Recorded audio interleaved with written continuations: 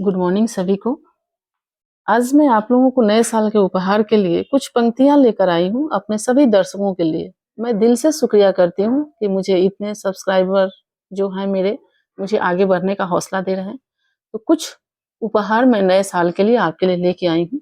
यहाँ पे देखिएगा, रामचरितमानस में भगवान श्री राम के चरित्र का चित्रण जितने प्रभावशाली तरीके से किया गया है, उतने ही प्रभावशाली तरीके से भगवान राम के माध्यम से जीवन को जीने का तरीका भी बताया गया है।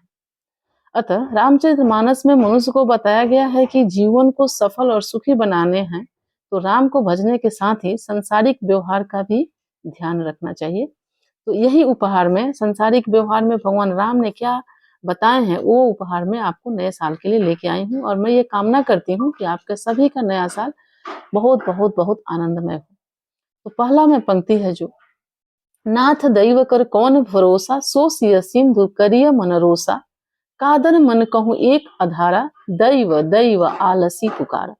रामचरितमानस में यह चौपाई उस समय को बताती है जब भगवान राम सागर पार करने के लिए सागर से रास्ता मांगने के लिए ध्यान करने जा रहे थे।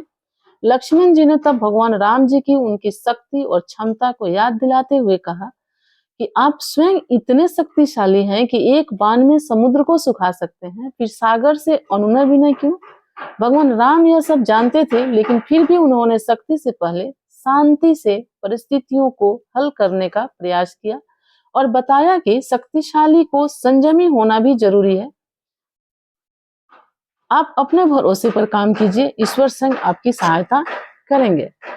दूसरी पंक्ति जो हम आपके लिए लेके आए हैं, बोले बिहसी महेश तब, ज्ञानी मूढ़ न कोई, जेहि जस रघुपति करहि जब, सो तस तेहि छन होई।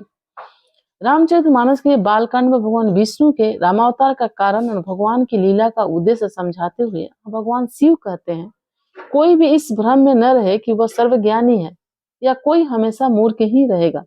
भगवान की जब जैसी इच्छा होती है तब वह प्रत्येक प्राणी को वैसा बना देते हैं। इसलिए कभी किसी चीज का अहंकार नहीं करना चाहिए। जो अहंकार करते हैं वह समाज में कभी भी आगे नहीं बढ़ पाते। तीसरी पंक्ति जो है, काम क्रोध मद लोभ सब, नाथ नरक के पंथ, सब परिहरि रघुबीर ही, भजहु भजहि जेहि संत। विभीषण जी रावण को पाप के रास्ते पर आगे बढ़ने से रोकने के लिए समझाते हैं कि काम क्रोध अहंकार लोभ आदि नरक के रास्ते पर ले जाने वाले हैं। जिस प्रकार साधु लोग सब कुछ त्याग कर भगवान का नाम जपते हैं, आप भी राम को ही जाएं। मनुष्य को भी इस लोक में और परलोक में सुख शांति और उन्नति के लिए इन पाप की ओर ले जाने वाले तत्वों से बचना चाहिए। नेक्स्ट है, जेन मित्र दुख होहि दुखारी, तिनहि बिलोकत पातक भारी, निज दुख गिरि सम रज करि जाना, मित्रक दुख रज मेरु समान। रामचरितमानस में भगवान राम और सुग्रीव की मित्रता के संदर्भ में यह चौपाई हमें ज्ञान देती है कि मित्रता निभाने वाले की भगवान भी सहायता करते हैं। जो लोग मित्र या फिर दूसरों के दुख को देखकर दुखी नहीं होते, उन लोगों की मदद नहीं करते, ऐसे लोगों को देखने से भी पाप लगता है। जो लोग अपने दुख को भूलकर दूसरों की सहायता करते हैं, ईश्वर स्वयं उनकी मदद करते हैं। आगे कह मृदु बचन बनाई, पाछे अनहित मन कुटिलाई, जाकर चित अहि गति सम भाई, अस कुमित्र परिहरहि भलाई। किष्किंधा कांड में श्री राम जी ने मित्रों के लक्षण बता चुके हैं। उन्होंने कहा कि अच्छा मित्र जीवन में बड़ी उपलब्धि है। अगर हमें जिंदगी में एक अच्छा मित्र मिलता है तो समझिए भगवान की असीम कृपा है। जो सामने तो केवल वचन कहता है और पीठ पीछे बुराई करता है, ऐसे लोगों से हमेशा दूरी बनाकर रखना चाहिए, क्योंकि स्वार्थी होते हैं ये लोग। भगवान राम अपने भाई लक्ष्मण से कहते हैं कि हे भाई, जिसका मन सांप की चाल के समान टेढ़ा है, ऐसे कुमित्र को तो त्यागने में ही आपकी भलाई है। सच्चा मित्र हमेशा स्पष्ट बात करता है। सच्चा मित्र आपको सही राय देता है। मित्रता एक दूसरे के प्रति खुला हृदय होना चाहिए। मुह सकल व्याधिन कर मूला, तिन्हते पुनि उपजहि बहु सूला, काम बात कफ लोभ अपारा, क्रोध पीत निज छाती जारा। सब रोगों की जड़ मोह यानी अज्ञान है। इस व्याधि से फिर और बहुत से शूल उत्पन्न होते हैं और बहुत सारे कष्ट उत्पन्न होते हैं, जैसे काम, बात, लोभ, अपार, कफ और क्रोध है जो सदा छाती जलाता रहता है। ऐसे लोग जीवन में कुछ नहीं कर पाते। हमेशा आगे बढ़ने के लिए इन चीजों को त्यागना जरूरी है। फिर कहते हैं नहीं दरिद्र सम दुख जग माही, संत मिलन सम सुख जग नाही, पर उपकार बचन मन काया, संत सहज स्वभाव खगराया।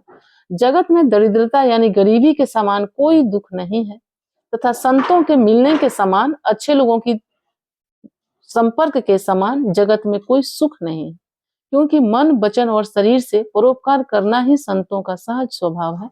महान संत आपको अच्छे विचार देते हैं जिससे आप समाज की भलाई के लिए काम करते हैं। सनहु भरत भाभी प्रबल, बिलखी कहे हूँ मुनिनाथ, हानि लाभ जीवन मरण, यश अपयश विधि हाथ। भले ही लाभ हानि जीवन मरण ईश्वर के हाथ में हो, लेकिन हानि के बाद हम हार मानकर बैठे, ये सही नहीं है। ये हमारे ही हाथ है। लाभ को हम शुभ लाभ में परिवर्तित कर लें, यह भी जीव के लिए अधिकार क्षेत्र में आता है। जीवन जितना भी मिले उसे हम कैसे जिए, यह सिर्फ जीव अर्थात हम ही तय कर सकते हैं। मरण अगर प्रभु के हाथ में है तो उस परमात्मा का स्मरण हमारे अपने हाथ में होना चाहिए। आप छोड़ेंगे थोड़ी। अपिच स्वर्णमयी लंका लक्ष्मण में न रोचते, जननी जन्मभूमिश्च स्वर्गादपि गरीयसी। भगवान राम छोटे भाई लक्ष्मण से कहते हैं कि पूरी लंका नगरी ऊपर से नीचे तक सोने से मरी हुई है, फिर भी हे लक्ष्मण, यह मुझे जरा भी अच्छी नहीं लग रही। मेरे लिए तो माँ और जन्मभूमि स्वर्ग से भी अधिक मूल्यवान है।